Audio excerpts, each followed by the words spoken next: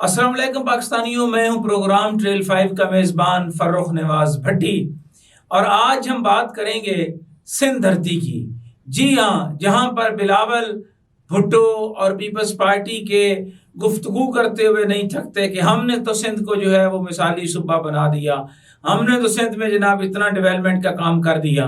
तो मेरे पास जो मुसद्दका सबूत आए हैं, मेरे पास जो अहम खबर आई है, उस हवाले से पाकिस्तानियों और ख़ास तौर पर सिंध धरती के बासियों से मैं मुखातब हूँ कि वहाँ पे किस तरह के अरबों रुपए के फंड्स जो हैं वो खाए जा रहे हैं। जी हाँ, ये है जनाब सिंध इरिगेशन डिपार्टमेंट के अंदर जो अरबों रुपए के फंड्स जो हैं वो जारी हुए। और इन फंड्स के हवाले से मैं आपको ये भी बताता चलूँ कि इसमें PSDP फंड्स जो हैं, उनके अलावा एशियन तरक्याती बैंक जो है उसने जो फंड जारी किए हैं, जो वर्ल्ड बैंक ने फंड जारी किए हैं, ये सिर्फ अगर हम इन तरक्याती फंड्स की बात करें जो मजमूई तौर पर जारी हुए तो ये 628.891 अरब रुपए जो है ये फंड जारी किए गए। और PSDP में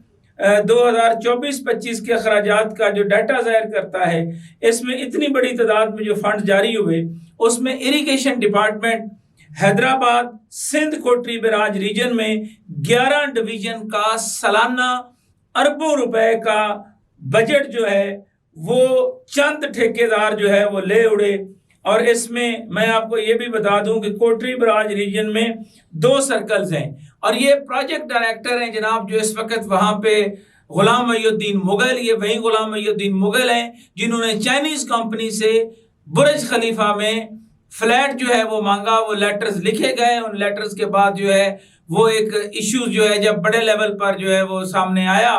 तो उस पर जो है वो बात करने की बजाय बुनियादी तौर पर उन्होंने ये किया कि वहाँ पे उन्होंने बड़े ही बरीक वारदात करते हुए दोबारा चाइनीज कंपनी को कहा कि जनाब ये आप जो लिखा हुआ खत है इसको विड्रॉ करें। वो विड्रॉ करवाया गया। यानी गुलाम मोइनुद्दीन मुगल सिंध हुकूमत के अंदर इतना ताकतवर है कि उसको वहां से हटा के दोबारा जो है ये इस प्रोजेक्ट में जो है वो प्रोजेक्ट डायरेक्टर लगा दिया गया। और इसमें बड़ी इंटरेस्टिंग आपको ये बता दूं कि इस पर जो मेरे पास तफसील आई है कि कोटरी बराज रीजन में 2 सर्कल्स हैं जिनमें सुपरिटेंडेंट इंजीनियरिंग और इसमें खास तौर पर जो है वो अपर पंजारी सर्कल और सुपरिटेंडेंट इंजीनियर जो है वो किलरी बेगार सर्कल। और इन 2 सर्कल्स में 11 डिवीजन हैं जिनमें ठट्टा डिवीजन, ड्रेनेज डिवीजन और फीडर डिवीजन और upper Pinyari division, lower Pinyari division, Sagro division, Kalri Baghar division, Kotri Baghar division और ड्रेनेज डिवीजन में Tando Mohammad Khan division mechanical division है। और इसमें इन 2 डिवीजन में हर में अपना एक्सीजन जो है वो मौजूद है और सालाना करोड़ों नहीं अरबों रुपए के जो फंड्स हैं उनकी खुर्द-बुर्द की गई है, जिसका चेक एंड बैलेंस का निज़ाम जो है वो कहीं नहीं है। और इसमें मैं आपको ये भी बता दूं कि ट्रेजरी डिपार्टमेंट से वफाकी प्रोजेक्ट से जो पेमेंट जो है और उसको अगर चेक किया जाए तो दूध का दूध और पानी का पानी सामने आ जाए। और इसमें जिन ठेकेदारों को नवाजा गया है उनमें से अब्रो कंस्ट्रक्शन कंपनी का वर्क आर्डर और उसके अलावा एक्सीजन ने काम चेक किए बगैर उन्हें एडवांस पेमेंटें भी कर दी गई। यानी करोड़ों अरबों रुपए की एडवांस पेमेंटें जारी करने का ये फार्मूला जो है वो सिंध हुकूमत में हुआ है, कहीं और नहीं है। और इसमें एक और बड़ी अहम बात है कि जिन ठेकेदारों को ये काम अवार्ड किया गया उसकी डिटेल अगर आप चेक करें तो आपको पता चलेगा कि अब्रो कंस्ट्रक्शन कंपनी को ट्रेजरी डिपार्टमेंट से कितने फीसद जो है वो एडवांस पेमेंट जो है वो रिलीज की गई और काम की जो पोजीशन है वो क्या है, फेज 1 में कितना काम मुकम्मल हो चुका है और दूसरे फेज में कब शुरू होना है। और अकॉर्डिंग टू द खास तौर पर जो है वो एडवांस पेमेंट का जो तरीकाकार है, जो मुरव्वजा तरीकाकार है, उससे हटकर जो सारे का सारा फंड्स इस्तेमाल किए गए। इसमें गाड़ियों और मशीनरी की खरीदो फरोख्त अलग से है। कोटरी बराज में चलने वाला वफाकी प्रोजेक्ट 4K जिसमें PSDP का 19 अरब रुपए का शेयर है। ये 19 अरब रुपए का शेयर सिंध हुकूमत के साथ मिलकर 40 अरब रुपए तक जो है वो चला जाता है। ये मनपसंद ठेकेदारों को जो है वो अवार्ड किया गया, जिसमें पप्पू चन्ना अबड़ो कंस्ट्रक्शन कंपनी और दीवान ठेकेदार जो हैं वो भी शामिल हैं। और इन 3 ठेकेदारों को ये अरबों रुपए की एडवांस पेमेंटें करके रिश्वत का ना सिर्फ बाजार गर्म किया गया। ये सवालिया निशान है जनाब बिलावल भुट्टो जरदारी से, जनाब मुराद अली शाह से और सिंध हुकूमत से कि ये इतने ताकतवर जो हैं, ये किस तरह ये एक सीनियर सतह के लोग जो हैं और प्रोजेक्ट डायरेक्टर जो हैं वो बन गए। और कराची नहर के जो है वो PC का जो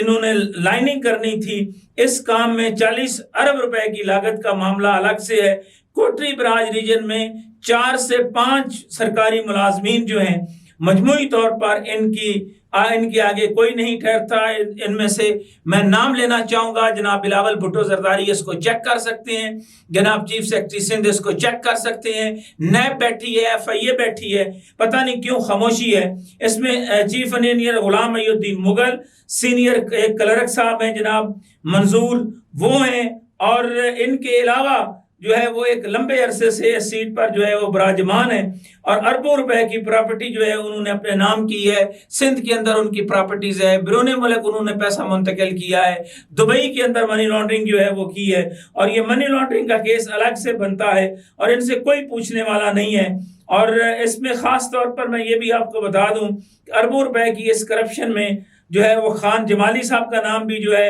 वो हाजी खान जमाली का नाम भी सामने आता है, जिस पर नैब की जानब से 2 अरब की करप्शन का केस जो है वो पहले से चल रहा है, जिसकी मद में हाजी खान जमाली को सस्पेंड भी किया गया था, मगर आज वो आज़ादी के साथ कोटरी बैराज में मौजूद है। रिटायरमेंट के बावजूद करप्शन के झंडे गाड़ रहा है। और इसके अलावा जो है वो गुलाम मईनुद्दीन मुगल जो सारे नेटवर्क को चला रहा है, इन्होंने वो 50 करोड़ का फ्लैट जो है वो मांगा था।